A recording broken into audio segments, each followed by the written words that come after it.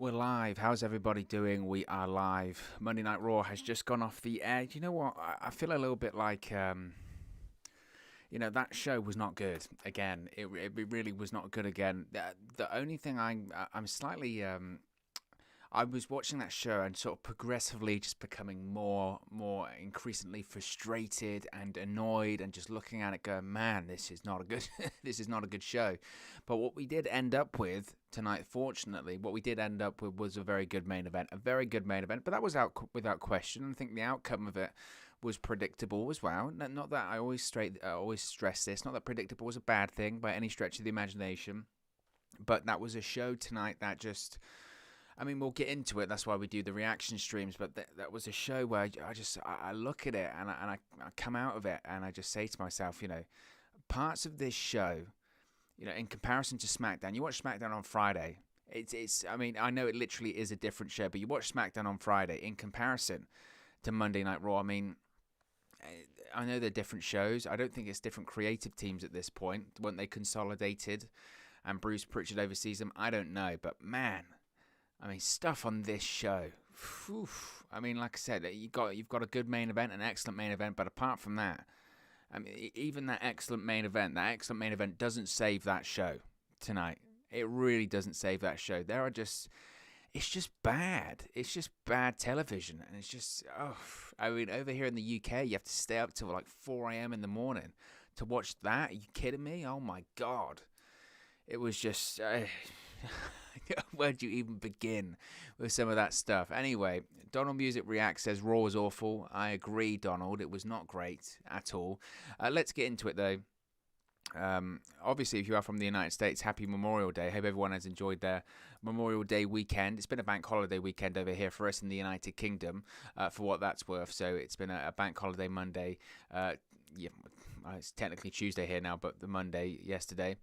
So we opened Raw with lots of pyro. That's a nice change, isn't it? Lots of pyro. That's fun. I always enjoy me starting off Monday Night Raw with some pyro and ballyhoo, as they would say.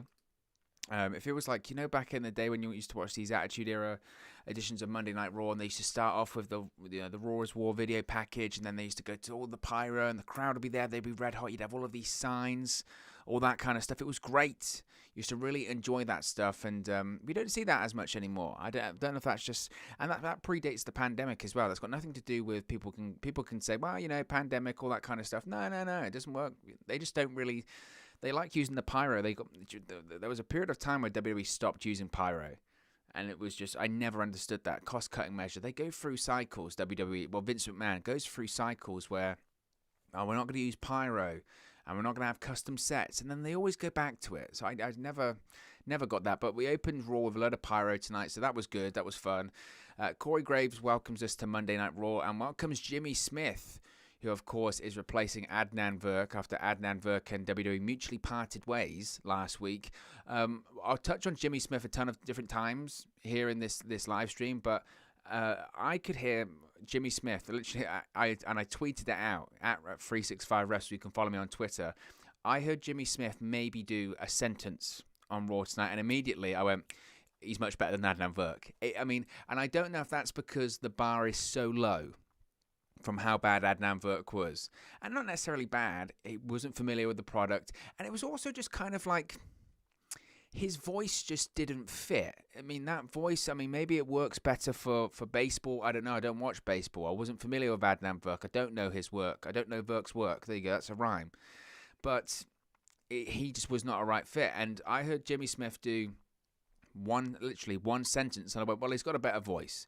Obviously, he comes from MMA background. He was an analyst for UFC. I think did color commentary for Bellator. Has done a few pre-shows for NXT. Did the NXT TakeOver Stand and Deliver pre-show with Sam Roberts. He's got a better voice. He's got a better voice for it. He literally did a sentence, and I went, well, this guy, look, if he can learn the moves, and he's got the voice for it. And again, we'll touch on it at different points here, but I thought Jimmy Smith, was excellent. I thought was excellent, considering it's his first night. And I don't think anyone expects him to be perfect. And people that expect him to know everything on his first night, I think that's unfair. I think he's done a good job in putting out expectations. He's been honest. He's been transparent. He said, look, I don't I used to watch it when I was a kid. Am I super familiar with everything now? I'm doing my best. I'm preparing. I'm doing notes.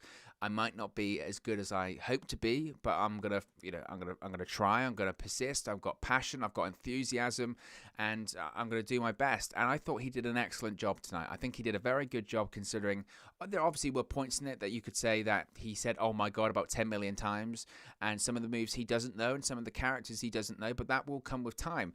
This is the thing when it comes to Adnan Virk, that I don't think people had a massive issue. I mean, people looked at it and said, people didn't put it this way. People didn't blame Adnan Virk for not knowing the wrestlers or not knowing the moves. Because, I mean, what's he supposed to do? Turn it down? WWE, they goes, we want you to be commentator for Monday Night Raw. What's he supposed to say? No. You know, he can try and learn the wrestlers. He can try and learn the moves. But he's put in that position by WWE. That blame should go to WWE. He just didn't have the voice for it. And then after, 3 or 4 weeks, then you start going, I don't know if this guy has it. Jimmy Smith here, he might not know all the wrestlers at the moment. He might not know the moves, but I think he did a pretty good job. And him having that MMA background, him having that combat sports background, just matches up. It matches up better. You know, it's like having Adnan Virk was like having an opera singer try and do rock music. It don't work. You know, Jimmy Smith, he's kind of, they said the voice matches up, the passion matches up. It just exponentially was better. And I think that Raw commentary team has potential. I think it does. So I think he did an excellent job tonight. So we start off with Miz TV. Of course, The Miz is back. He's alive, folks. The Miz is alive, yes. He was eaten by zombies last time we saw him at WrestleMania Backlash in that zombie lumberjack match with Damian Priest. But The Miz is alive.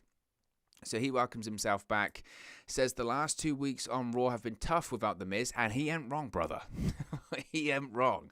The last 2 weeks of Raw have been rough, not necessarily because of The Miz's absence, more just because it's a bad show, or more because the writing sucks, or more because there's no logic on this show, or more because it's 3 hours long, more because it's a million rematches and a million distraction roll-ups, or a million whatever. It's just a really bad show. Nothing to do with The Miz, but I mean, that's as much of a shoot as you're going to get, my friends, of him saying that Raw's been tough with the last couple of weeks. It has, and it constantly is tough, always.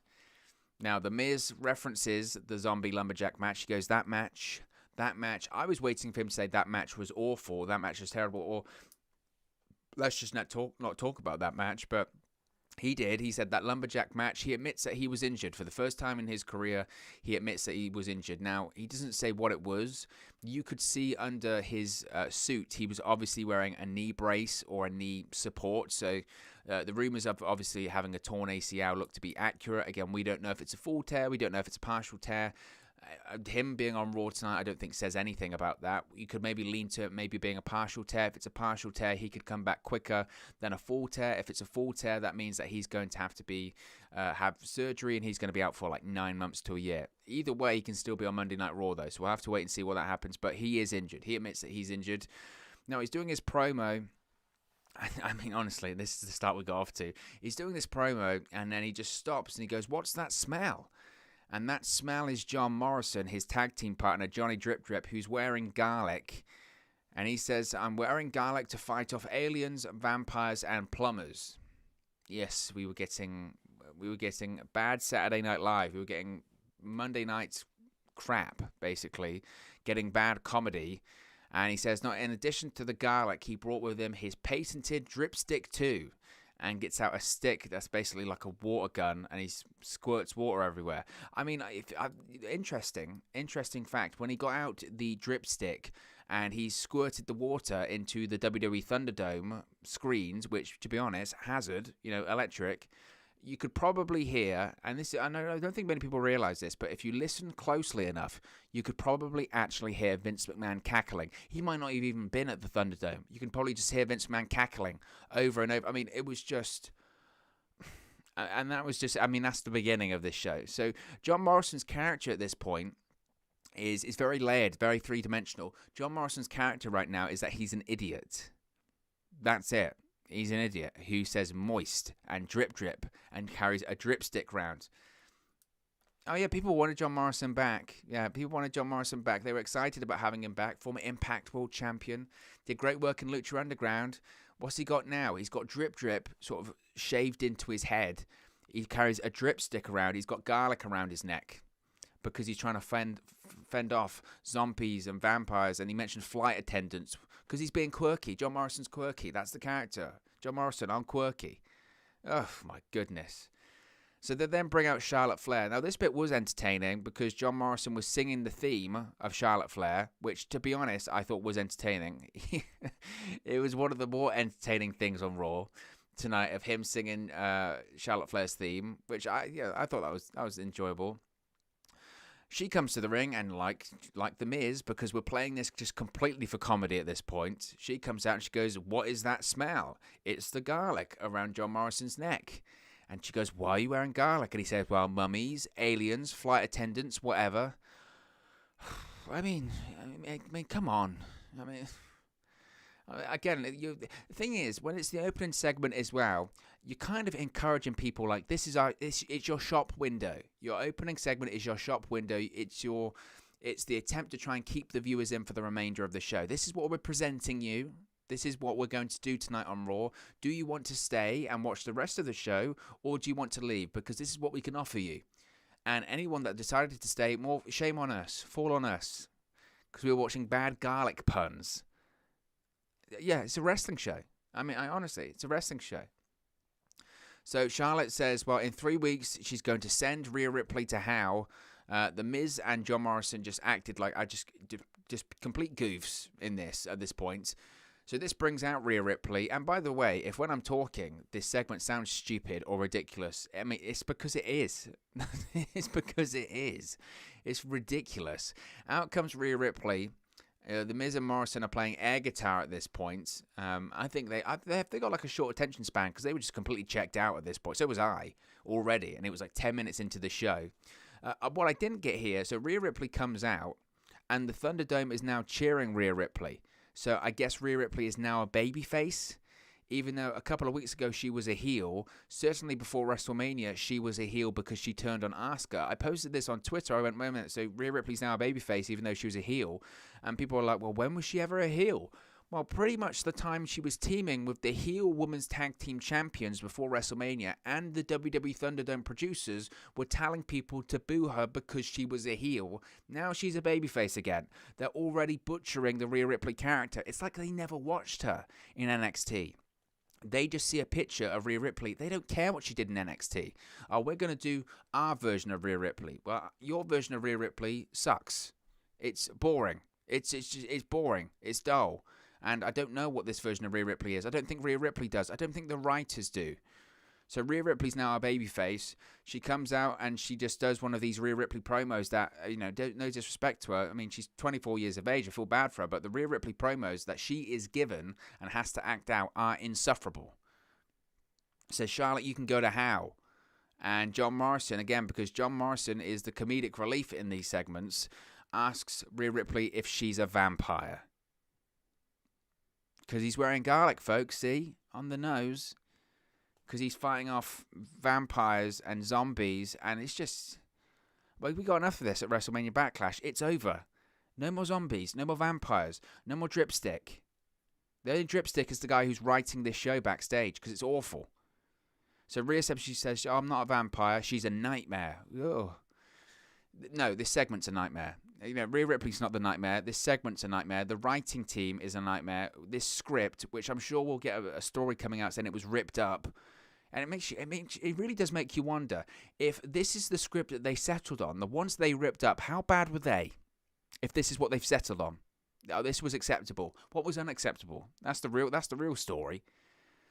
So Charlotte Flair says to Rhea Ripley, well, you couldn't even beat Nikki Cross last week because, of course, they had that Beat the Clock Challenge debacle last week, which brings out Nikki Cross. John Morrison calls her the Loch Ness Monster because she's Scottish, I guess.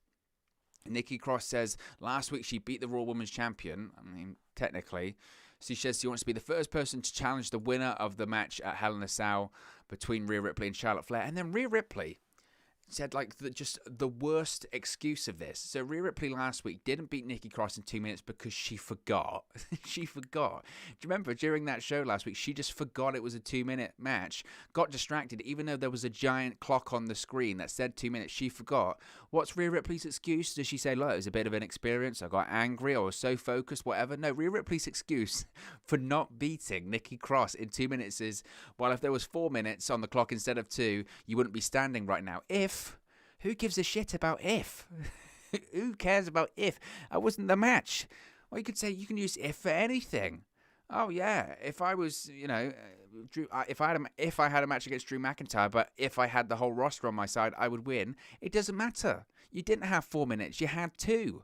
Who cares? Who cares about that? It was just, it was stupid. Charlotte Flair then says, well, I could beat Nikki Cross in 1 minute, which leads to Cross slapping her.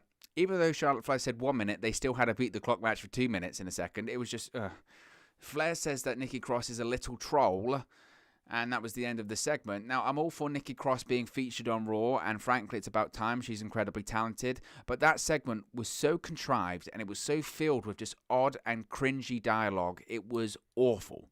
It was awful. So we come back from the break. It's Nikki Cross versus Charlotte Flair in a beat the clock challenge. Same from last week. Even though Charlotte Flair said I could beat her in 1 minute, she got 2. So it's 2 minutes. Charlotte Flair needs to beat her in 2 minutes. And if not, if Nikki Cross survives, she goes up against the winner of the match at Hell in the Cell. Nikki Cross just did what a smart person would do in this one. She just kept going in the ring, going outside, referees counting, roll in, roll out, break the count. They spent about 90 seconds of just no action. There was no action. Rhea Ripley sitting at ringside. At one point, Charlotte Flair rolls to Rhea Ripley, who's sitting there. What was that? Oh, I thought it was a spider. It was this. Do you know what it was earlier? The reason I'm jumpy is because there was the biggest spider in here in the studio earlier, and it's terrible, and I can't find it. I hate that. I hate spiders. So I hate it. I hate spiders. Anyway, that was more entertaining than Raw. What should be jump? So nothing happens, and Rhea Ripley she's sitting there. Charlotte Flair goes up to her, argues. Nikki Cross survives, and that's it. She survives. That's it. And why? I mean, I was watching this, and my thought process was why? Okay. So Nikki Cross couldn't get beaten by Rhea Ripley last week in 2 minutes. She couldn't get beaten by Charlotte Flair in 2 minutes this week. I mean, they had to do it, I suppose, because if they had Charlotte Flair beat Nikki Cross in less than 2 minutes, what does that make Rhea Ripley look like? So they had to do it, and I know that people will say, well, it puts over Nikki Cross. Well, it doesn't matter, really, about Nikki Cross, because Nikki Cross isn't challenging or defending the Raw Women's Championship at Hell in the Cell, is she? No, that's Rhea Ripley. That's Charlotte Flair. So what does it do for the people in the match? What's the story here? There isn't one. So Nikki Cross earns a shot at the winner of Charlotte Flair and Rhea Ripley after lasting 2 minutes against Flair on Raw. I mean, remember that this whole thing is meant to enhance and sell the Flair versus Ripley match at Hell in the Cell. Yeah, don't see how that one figures out either. Don't get that one at all. It was just stupid. It was ridiculous. So then we have Damian Priest backstage with Riddle. Riddle asks if he can teach him some Spanish. We get an Eddie Guerrero reference. He's asking, how do you say bro? How do you say, I think, where's my daddy? Or where's his papi? That's how they get the Eddie Guerrero reference. He says, how do you say hey, Randy? And Damian Priest goes, hey, Randy. And he goes, oh, that doesn't take much translation. And he's not translating. He's saying it because Randy Orton shows up. Randy Orton's there, and Randy Orton with a bit of a different look. Goatee Randy. Yes, Randy Orton sporting a bit of a new facial hair. And Randy Orton asks Riddle to come to ringside for his match against Xavier Woods. He says, maybe you'll learn a thing or two. Says that Riddle impressed him last week when he beat Xavier Woods. Riddle, of course, gets very excited by this. And Orton does the whole lock the mouth, give him the key kind of deal. Orton then throws it away. And then Matt Riddle's on the floor searching for the key. You know what? I know it's kind of cringy, this kind of humor, and I know it's really infantile, and I know it's really stupid and all this kind of stuff. But look, RK Bro, Matt Riddle, and Randy Orton, for whatever reason, they have chemistry. They have chemistry. And, it's stupid. It is stupid. And you could argue, well, you didn't like the whole Miz TV stuff, but I don't know what it is. This one, it works. It does work. It is funny. I don't hate it. The Riddle, Randy Orton mime stuff, it is stupid. It is childish. but I would be lying if I didn't say that I had a smile on my face and I was thoroughly entertained by Riddle trying to look for this imaginary key. It's the perfect yin and yang. It's the Team Hell No situation. It's the Mick Foley and The Rock situation. You've got the straight guy who's very serious, and then you've got the comedic guy that's goofy and silly. It works. It works. And, I'm thoroughly entertained by it. I'm thoroughly entertained. I don't have a problem with that. It's one of the infrequent bright spots on Monday Night Raw. Speaking of infrequent bright spots, we have Xavier Woods versus Randy Orton. This one was great. Very much enjoyed this one. Xavier Woods comes out dressed as the White Ranger. Of course, he faced off against Riddle last week and lost. So Woods was dressed up as a Power Ranger this week. Xavier Woods was dressed up as the White Power Ranger, whereas Kofi Kingston in the main event was dressed up as the Green Power Ranger. As someone that did watch a lot of Power Rangers when I was a kid, I very much appreciated this. The Randy Orton comes out for his entrance, and Riddle does the pose of Orton, which was great. And again, this is the notes I make during the show, is that in this one, again, once we had real high quality matches, because we had a couple on the show. We had the Randy Orton Xavier Woods match was great. The main event was excellent. And during these big matches, when you could really sink your teeth into them, and they had real great, action. This is when I felt that Jimmy Smith was really good, a real good upgrade. He's got combat sports, he's got a powerful voice, it just fits. Everything fits, and I thought he did an excellent job. So you had Orton smashing Xavier Woods' face into the announce table. He backdropped Xavier Woods onto the table. The only thing I was thinking during this, and I suppose it's something to consider, is the only issue that I think they might have with this RK Bro tag team is that whenever Randy Orton does eventually turn on Riddle, because he will, he's going to turn on him eventually. The RK Bro tag team, I think, are going to last quite a long time. They've got merch coming, all that kind of stuff. But whenever Randy Orton does eventually turn on Riddle, because he turns on everyone, the issue is going to be that he's going to be cheered. This is going to be in front of a live audience. This is going to be in front of live fans. Now, the yin and yang of this team is great, and they complement each other perfectly, but at the end of the day, Riddle is still a very, very annoying babyface, really annoying babyface, and Randy Orton's a cool heel.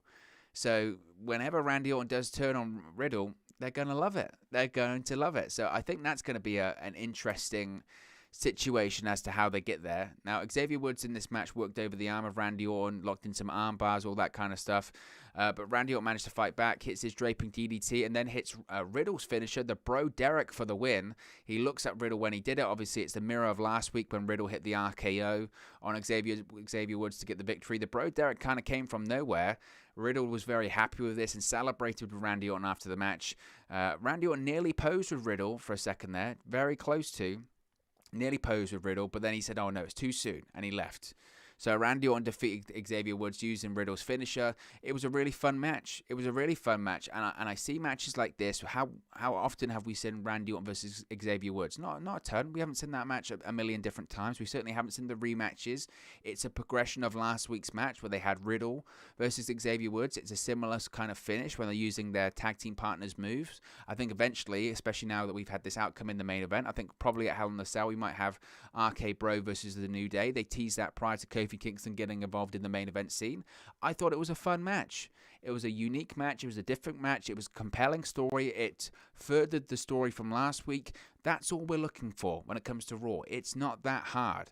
That match between Randy Orton and Xavier Woods was an example of how Raw can still be fun.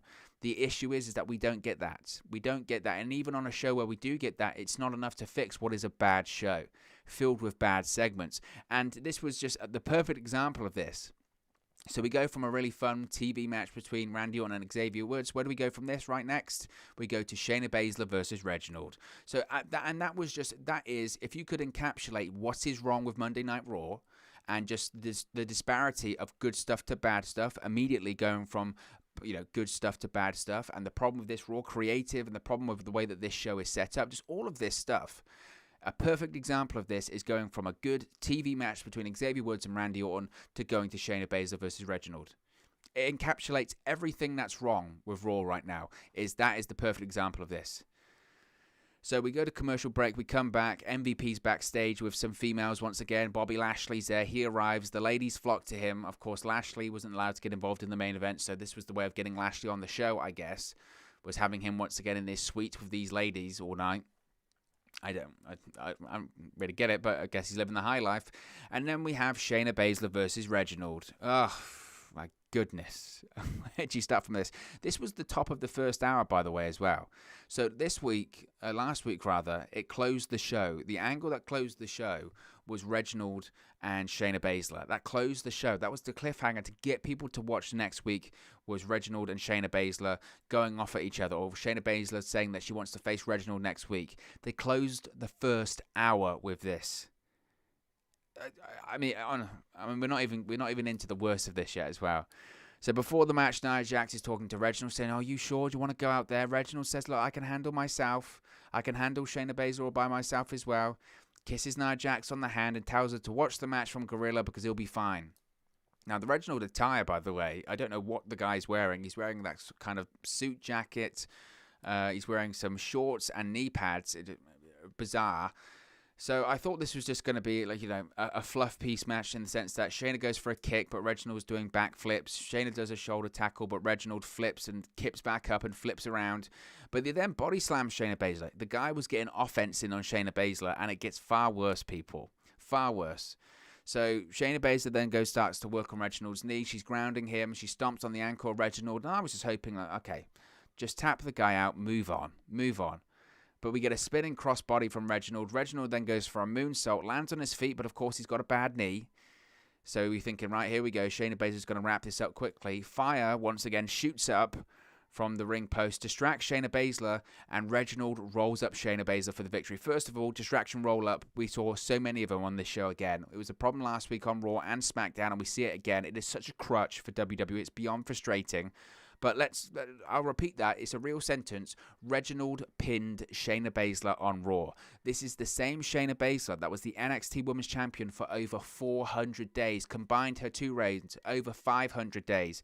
This should serve as a major, major, major warning to anyone that's on that NXT roster that has desires or dreams of competing on SmackDown or Raw. They should look at this, look at the run that Shayna Baszler had in NXT. They should look at that and look at what happened to Shayna Baszler against Reginald, okay, a manager, a sommelier, a guy on Monday Night Raw.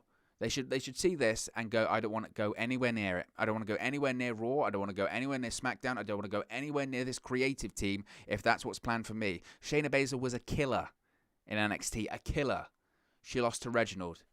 And I know people will say, well, it was a distraction and it furthers the Shayna Baszler storyline and maybe Shayna Baszler's going to feud with Alexa Bliss and Lily. No, I'm not having it. I am not having it. And it's madness. And I look at this, and maybe this is the case of WWE getting all of their bad ideas out before they get on the road, because seriously, if they did this in front of a live audience, they would get booed out of the building, okay? Booed out of the building. They would lose the audience for the entire show if they tried this in front of a live audience. Can you imagine? Can you imagine if they had Reginald defeat Shayna Baszler in front of a live crowd? This kind of booking, this kind of creative would get booed out of the building. And maybe this is me trying to be slightly optimistic. I'm looking at this going, well, maybe they're just trying to get it out of the way, because if they try this, if they continue this path of bad booking, those Raw shows in front of a live crowd are going to be interesting. One, will they draw? Because who would pay to watch this shit? Two, if you did pay your ticket, paid your hard-earned money, you're risking it going out in a pandemic anyway. And you see this? You see Shayna Baszler get beaten by Reginald? That's what I paid my money to see? Seriously? Crowds can't put up with that. And I find it funny because sometimes, like when I'm live tweeting and reacting on social media to this, in the same vein that AEW have their stands on social media and AEW have their fans that they just, if you criticize the AEW product, they go crazy. WWE have got the same. WWE absolutely have the same. There are some people, if you criticize Raw or you criticize any form of WWE product or whatever, they go crazy. They'll go crazy at you. And I defy anyone to look at Reginald beating Shayna Baszler tonight on Raw. I defy anyone to look at that and tell me how they can justify that. Seriously, justify. It's a challenge. How can you justify that? You can't. Because it's rubbish. It's ridiculous. It's stupid. Now, we go from that to a Drew McIntyre interview. He's talking about his match, obviously, against Kofi Kingston later on tonight. I didn't really get this, because he then says that basically he's going to win because he doesn't have kids. It's like, what? He basically tries to imply that Kofi Kingston's always thinking about, providing for his family and his friends and his loved ones, and that pressure will cause McIntyre to win. which was not a babyface promo at all. I'm going to beat him because he's got the burden of children. Okay, who wrote that? So, very odd. He mentions that he beat Brock Lesnar and Kofi didn't, so I've enjoyed that line. That was good, but very odd promo by Drew McIntyre. Really odd. Mace and T-Bar then go up against Lucha House Party. I don't mind Mace and T-Bar. I think they've obviously got a great look. The promo they cut before the match was one of those picture-in-picture promos, and it was, again, talk about odd dialogue. They're talking about every lion needs a zebra and every shark needs a seal. So essentially they're going to eat people, I guess, or they're predators. They look like Mace and T-Bar at this point. They look without the mask and all that. They look like, again, it's another version of attempt by WWE to do a Road Warriors mixed in with a Demolition. They tried it with the Ascension. You get the impression they're trying it with Mace and T-Bar now. Two big guys wearing dark ring attire with face paint. Previously, they had masks as part of Retribution. Don't get me wrong, it's a formula that has worked in the past. They got it completely wrong with Ascension, but these guys probably look the part, certainly. Their presentation looks good. They just beat the hell out of the Lucha House Party, to be honest. There was a suicide dive by Lince Dorado, but Mace caught him and turned it into a boss man slam on the outside. They then hit their finisher, which is High Justice by Mace and T-Bar, so they get the victory. There was a replay, which they saw, where T-Bar honestly kicked Grand Metalik so hard his mask nearly came off. So I think they've got potential. I do think they've got potential to be a decent team. I think it's all about the presentation. Raw actually have quite a few tag teams on the roster right now, whether it's Mace, T-Bar, Viking Raiders, RK Bro, AJ Styles, and Omos. We did have Elias and Jackson Riker. Looks like they've split up now. But, not a bad tag team division on that show. And, look, the promos are goofy so far by Mace and T-Bar. But, look, they can be a big dominating tag team. If they're booked correctly, if they're built up correctly, then who knows, maybe they could be something a bit, something worth watching on Monday Night Raw. Not that the show isn't worth watching. This goes to Alexa Bliss, who then invites Reginald into Alexa's playground later on in the show. And to be honest, when she announced this, when Alexa Bliss announced that she wanted to have Reginald on her talk show, I'm really confused at this point when it comes to Reginald, because it's like, if anything, it's got ridiculous now. Someone has an obsession with this guy. Genuinely, someone has an obsession with Reginald backstage. They must have some form of an obsession with this guy, because how featured has this guy been since he made his debut on WWE television? Seriously, going into WrestleMania, the key figure in the SmackDown Women's Championship match, which, by the way, main evented WrestleMania 37 Night 1, main evented that show, was Reginald, a guy, a male, a man. A man was the focal point in the Women's Championship match, the SmackDown Women's Championship match going into WrestleMania 37 Night 1, which main evented that show. And then he couldn't appear on the show because he was sick. Listen to the feuds that this guy's had. He's been in feuds with Sasha Banks, Bianca Belair, Carmella, Tamina, and now Shayna Baszler, and now he's involved in this Alexa Bliss, Alexa's Playground segment. Does Reginald have, dirt on someone backstage? Or who is looking at Reginald? Who is looking at this guy? Seriously, who is looking at this guy backstage going, well, we need to have him on TV all the time? He was on SmackDown, and then obviously his time ran out on SmackDown, and they went, right, get him onto Raw. Get him onto Raw. We need him on Raw. It's 3 hours. Maybe we can spread it out. We can spread it out to more time on Raw. It's a 3-hour show, so we can have more Reginald. Honestly, if you can give me a good reason as to why he is so featured into all of these feuds or featured into all of these storylines, honestly, I am all ears. I am all ears, because I really don't see it. Someone has some fascination with this guy.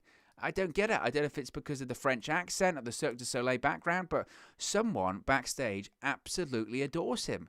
Because that's the only thing I can think of, because why is he so featured? Why? All over the place. I really don't get it. Really don't get it. So we then go to Sheamus. Sheamus comes out, obviously the United States champion. He says there's an issue in WWE of people losing like real men, like Ricochet and Humberto Carrillo. Says he's going to go out and buy some participation trophies.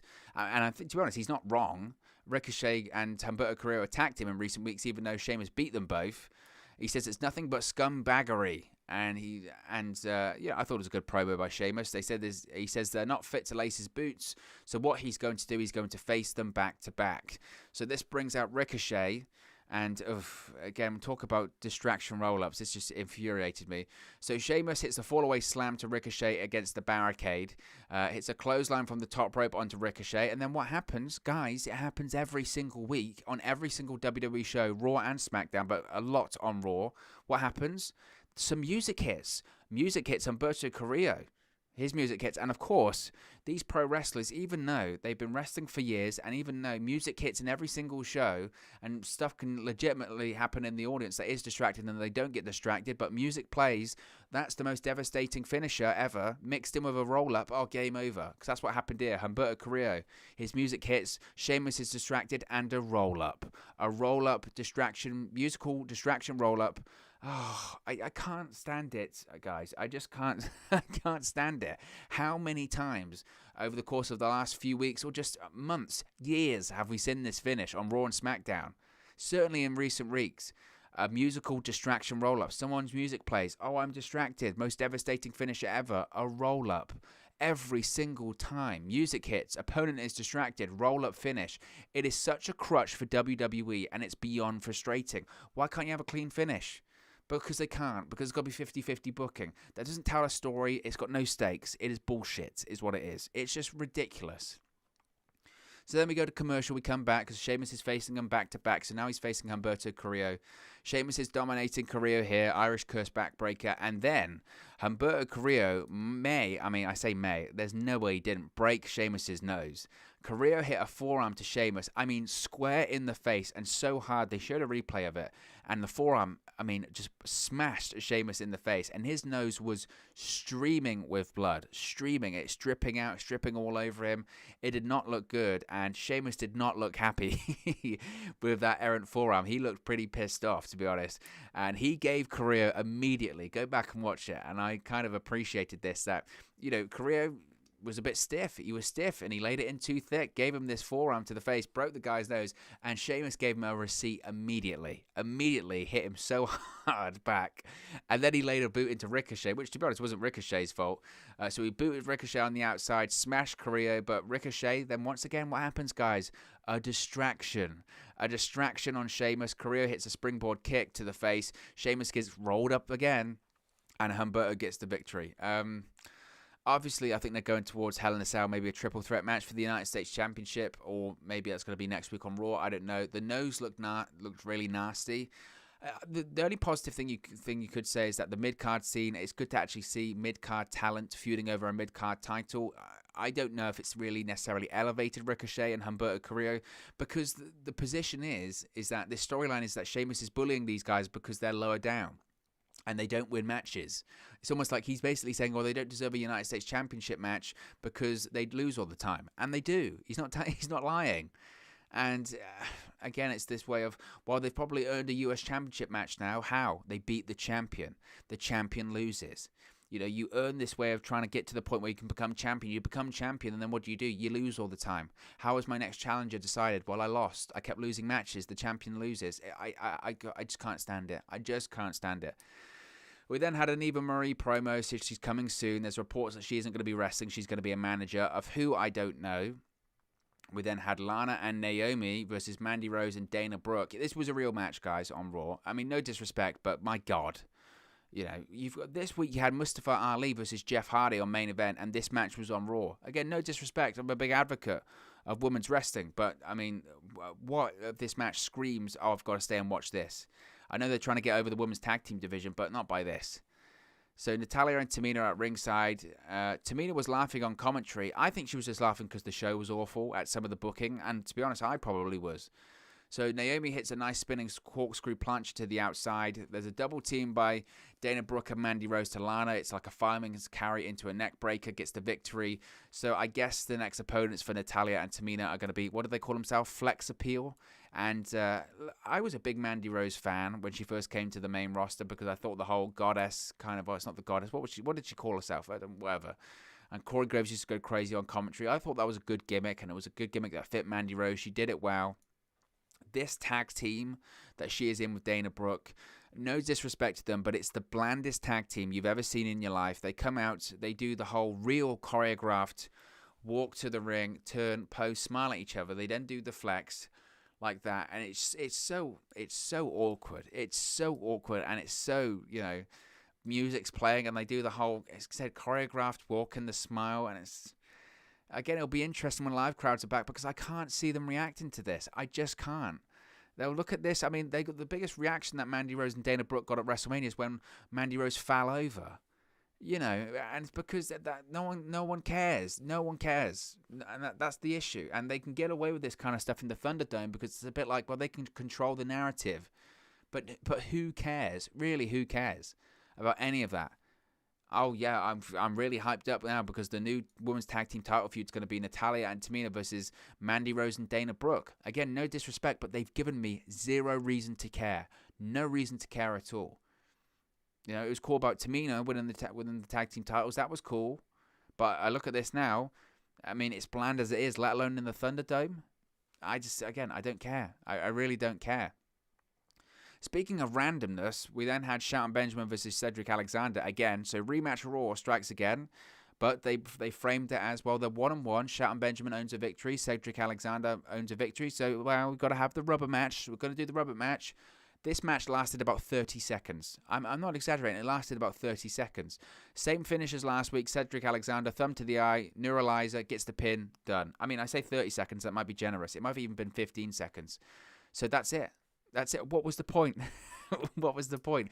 It felt like, because honestly, the entrance by Shelton Benjamin, the video package that they did last week and all that kind of stuff was longer than the match. So it felt like this segment was purely designed to fill time. We need time to fill. We need to do something. What should we do?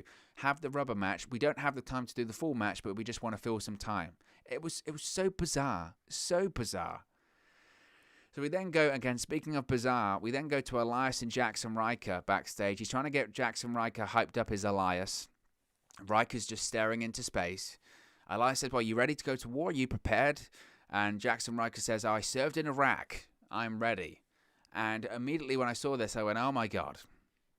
They're trying to turn Jackson Riker into a babyface. Are you freaking kidding me? Are you kidding me? That ain't happening. That was my concern at the time, and my worst fears were granted, because then we had AJ Styles versus Omos, AJ Styles and Omos versus Elias and Riker for the Raw Tag Team Championships. AJ Styles and Omos made their entrance here in a Raw Tag Team Championship match without the titles. I don't know where they were. They just didn't have them around their waists. They weren't carrying them. And eventually, before the match started, the referee held them up. I reckon they might have left them backstage, genuinely, and then someone went, you forgot your titles, which kind of just sums up Monday Night Raw in a nutshell. It was a Raw Tag Team Championship match, but they forgot the Raw Tag Team titles. It feels like watching WCW in 2000. I mean, it feels that ridiculous, doesn't it? So before the match starts, we go to a Kofi Kingston interview backstage, and he talks, and again, he raises, like he did last week about Drew McIntyre, raises some very good points. He says, well, Drew implied that my connection to my family, my children, is a weakness. He says it's an inspiration. And again, I listen to this promo and I go, well, Kofi's the babyface here. Drew isn't a babyface. Surely the one to cheer for is the guy that's doing it for his family, for his children, not the guy that said they're a burden. Like, where is the babyface of Drew McIntyre there? It's not a very babyface thing to say by Drew McIntyre at all. So we then go to the Raw Tag Team Championship match. AJ Styles and Omos versus Elias and Jackson Riker, still without the titles, but the referee found them eventually. So they started this match. With AJ Styles starting off with Jackson Riker, but Elias attacks AJ Styles from behind. Corey Graves tried to sort of cover this up on commentary because it's so true. Why on earth wouldn't Omos start this match? I guess, obviously because you're trying to protect Omos, and obviously he's green and it's suspension of disbelief. You want to do the hot tag because realistically Omos isn't going to work the whole match and do hip toss and arm drags and stuff like that. But from a logical point of view, you would think that it makes sense to have Omos start and then kind of do a whole, we're going to tag in AJ Styles by, do something like that, right? But anyway, Riker and Elias work over AJ Styles for the majority of the match, as you would expect. And we go into the closing moments where Jackson Riker goes to tag in Elias, but Elias ditches him, jumps down from the apron and walks off. Elias ditches and abandons his tag team partner in a tag team title match. Yes, they're competing for the tag team championships, a tag team, an established tag team. Elias decided now was the time to abandon his partner in a tag team title match. If this was legitimate, if you'd won a tag team championship, you'd be making more money. You'd have an accolade to you. What kind of superstar is Elias that he decides to bail on his partner in a tag team title match? If you're going to bail on him next week. Why not, if you're thinking even a little bit about bailing on him, maybe wait to the end of the match to see, maybe if we win. Maybe if we win the tag team titles, right? But no, he bails him in a tag team title match, halfway through the match. So Omos comes in, obviously just destroys Riker, and AJ Styles gets the phenomenal forearm. They retain the tag team championships. And again, my worst fears were confirmed here because WWE legitimately are really trying to turn Jackson Riker into a babyface. How? How? Given the things that this guy has said, given the heat that this guy has and still has to this day. Bear in mind, you had to take Jackson Riker off of television for months. The Forgotten Sons. They're forgotten now because 2 of them got released by WWE, and yet the one that said the thing that got him a load of heat, he stayed, and now they're trying to turn him into a babyface. Are you kidding me? What a rib. Absolute madness. The Forgotten Sons were on SmackDown. Jackson Riker tweets out this thing for former President Donald Trump. Everyone gets heat. Everyone's very fuming with him at the time because of all the controversial political stuff going on in the United States. They're like, this is bullshit. And then what happens? They get taken off of TV because they've got so much heat because nobody wants to work with him. Nobody wants to work with him backstage, and yet you expect the fans to cheer for him? I guess depending on the state you go in, maybe. But, I mean, come on, are you kidding me? The roster doesn't like him. People backstage don't like him. So why would the fans like him instead? It's ludicrous. Absolute ludicrous. You're trying to turn Jackson Riker into a babyface. I mean, this would work if you were going to stay in the Thunderdome for 6 more months or a year because you can control the reaction. But problem is, you're going back on tour in July. You're going to have live crowds there. And I'm not sure that's going to fly with the return of live crowds. I mean, seriously? Are we meant to have sympathy for Jackson Riker? Oh, I feel bad for him. He got abandoned by his tag team partner. Come on. You really think people are going to cheer for Jackson Riker? Are you going to turn him into a babyface? Ain't going to happen.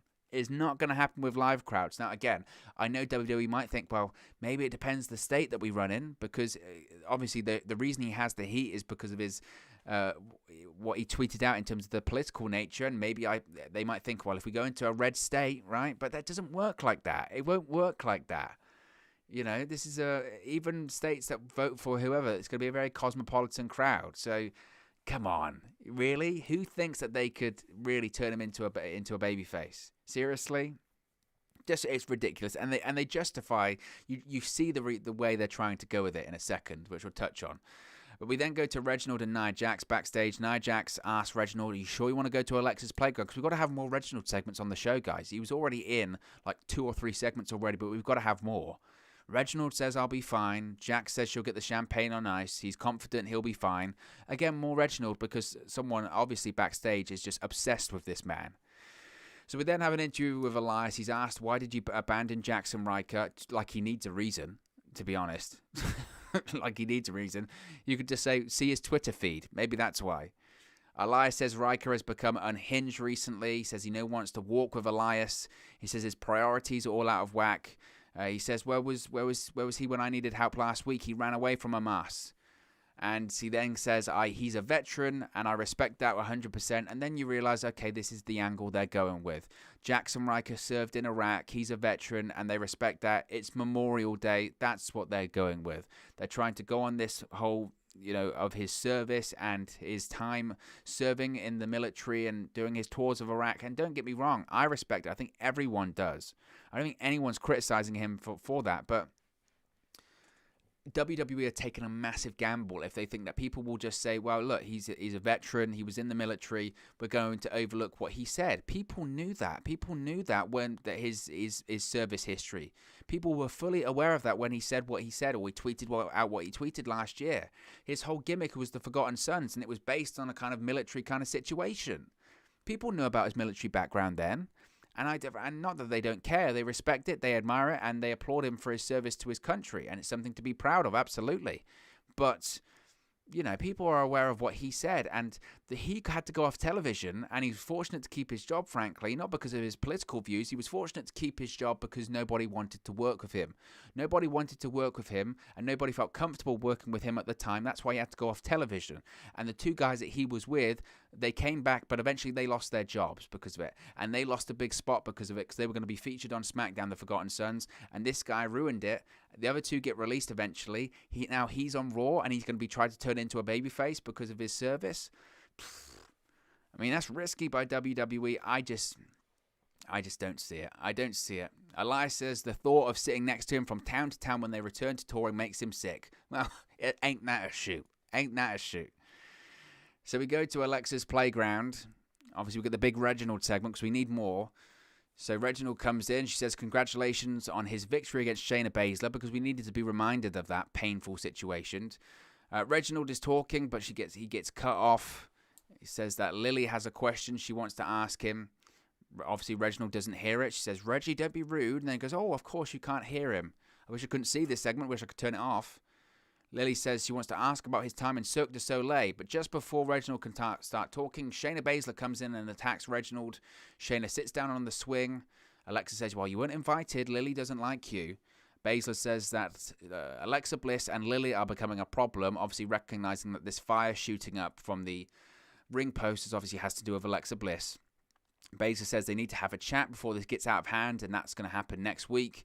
Then Baszler stares into the face of Lily and says, you're just a stupid doll, as she talks directly to the doll and walks off. Now, this would have been very threatening, and this would have been very exciting if Shayna Baszler hadn't lost to effing Reginald during the show earlier on.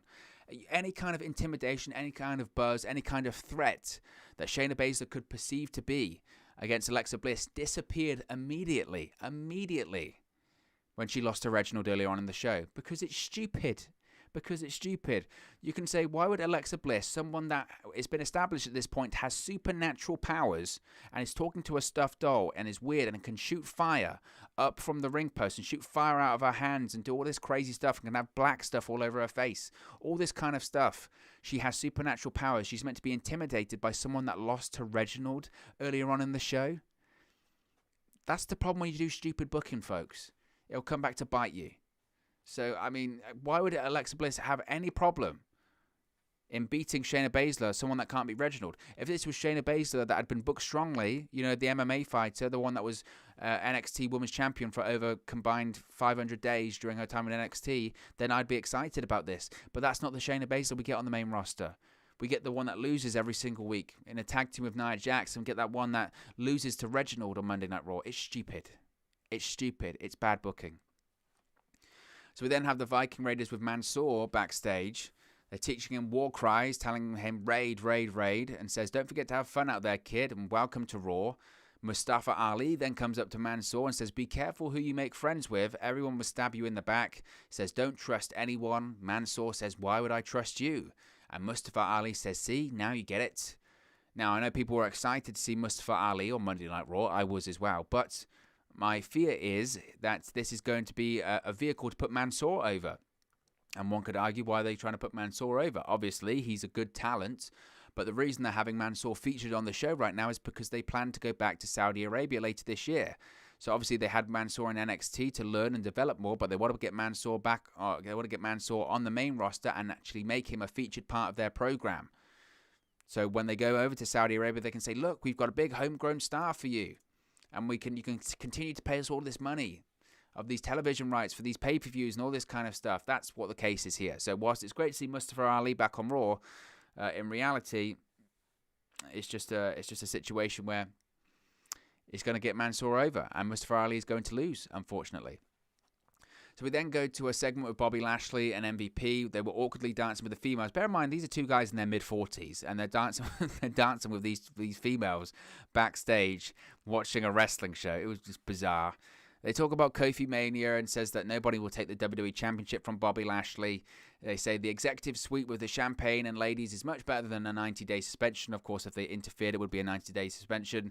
So they say there's nothing that anyone can do to end the almighty era. And we get into the main event, which, of course, is Kofi Kingston versus Drew McIntyre. Winner faces Bobby Lashley for the WWE Championship at Hell in the Cell. We had Kofi Kingston hit a trust fall onto Drew McIntyre, a Glasgow kiss by McIntyre to Kofi Kingston. We then had MVP and Lashley watching. I say watch, it's that thing when they watch a program like that, but they have to sort of twist sideways like that. Whoever watches programs like that, it's ridiculous. The woman, though, this is how stupid, this stuff like this, how stupid it is. So Lashley and MVP are watching the match happen. The females are dancing. They're dancing, they're grooving to a wrestling match, but there's no music playing. They're just standing there dancing when there's no music. Oh, all the time I watch a pro wrestling match and I just feel, oh, there's a bit of groove here. I've got to start dancing. Ridiculous. Ridiculous. Kofi Kingston went for a trust fall from the ring post to the outside. McIntyre caught him, threw him into the timekeeper's area. It looked a bit nasty that Kingston landed nasty on his knee or his leg or something like that. It certainly felt like during the match that McIntyre was playing the heel. I think there's no doubt about that. He was playing the heel in this match. Kingston goes for a sunset flip bomb, gets a 2 count. It was an excellent match, a real excellent match. Best match on the show by far. I think my favorite spot in this one, obviously they had the fun finish, but a real great spot in this one is the Future Shock DDT spot, where basically McIntyre hits the double underhook that he's going for the Future Shock DDT, and he just swings Kofi Kingston around in midair. It was almost like a version of a Cesaro swing, but with a double underhook. It was great. Then hits it into the Future Shock DDT 2 count. Spine buster by McIntyre for another 2. McIntyre did a great job of selling some frustration and doubt. Am I actually going to be able to beat Kofi Kingston here? I thought, again, going back to Jimmy Smith, did an excellent job in this main event. Real, it just, again, he's got that MMA and combat sports background. He made it feel like a big deal. I don't want to compare him to Mauro Ranallo or anything like that, but in the same vein that Mauro Ranallo, where he does his commentary, adds that air of legitimacy because he does have that combat sport background. It felt like that, and Jimmy Smith, he might not have known all the moves. He might not have known that much about Drew McIntyre and Kofi Kingston, but he had a ton of passion. He was into it, and his voice commanded it, and his voice and his commentary enhanced the match. So I thought he did an excellent job in this match. McIntyre goes for a Claymore, but it's a Trouble in Paradise by Kofi Kingston, but McIntyre grabbed the bottom rope to break it up. Kofi goes to the top rope, but McIntyre hits a Claymore in mid-air and gets the victory. So Drew McIntyre is going to be facing Bobby Lashley at Hell in a Cell, which everyone knew was going to happen. Everyone knew that McIntyre was going to face Lashley. People that were saying Kofi Mania, you're obviously getting your expectations way too high, or your imagination's running wild with you. But look, it was a great match, great main event. The outcome was predictable. It's taken 3 weeks to get to this point, but it was excellent. So they shake hands, and then out comes Bobby Lashley, and McIntyre and Lashley have a stare down to end the show. Look, the main event was great. The Xavier Woods Randy Orton match was good. Apart from that, this show was awful. This show is awful. This show is terrible. I genuinely, I'm running out of things to figure out. How would you fix Monday Night Raw? Where'd you start? Honestly, where'd you start? Make it 2 hours. Get a different roster. Just having fans back. This is what's scary almost, is that having this show, if you did this show in front of live fans, they'd almost riot. I don't even know if they'd show up. They'd leave after the first hour. They'd be like, seriously? Because you get to that point during the second hour. I tweeted this out as well. You get 2 hours in and you look at your watch, you're going, oh my God. We've got an hour left, and it feels like I've been watching for like 4 hours at this point. Last night, Double or Nothing, and again, I don't want to make this a WWE versus AEW thing, but last night, Double or Nothing, I watched that show. It was 5 hours long. It went super quick. Super quick. This show tonight is 3 hours, which again is far too long, and man, it feels like 10. It's brutal. Absolutely brutal. So, another Monday Night Raw. And then we'll watch SmackDown on Friday. It'll be completely different. It'll be great. It'll be enjoyable. It'll be quicker. I'll have good pacing to it. You struggle to know it's the same company, honestly. But look, guys, as always, this is just one man's opinion. What are your thoughts on tonight's edition of Monday Night Raw? Let me know your thoughts in the comment section below. In the live chat, really enjoy interacting with you guys, talking about WWE, AEW, Impact Wrestling, New Japan Pro Wrestling, all things pro wrestling here on the channel. So be sure to smash a like on the like button too. It really does help us out here on YouTube. Got the rankings, get into people's recommendation feeds if they haven't seen our videos previously. But most importantly, if you haven't already, please do subscribe to Wrestle News 365. You can do that by clicking the bottom right corner of the screen right now. Or if you wait a few seconds, I'll put a subscribe button at the end of this video, along with another video for you guys to watch. Thank you very much for watching, listening, streaming, or have you come across this video or stream today, and I'll speak to you again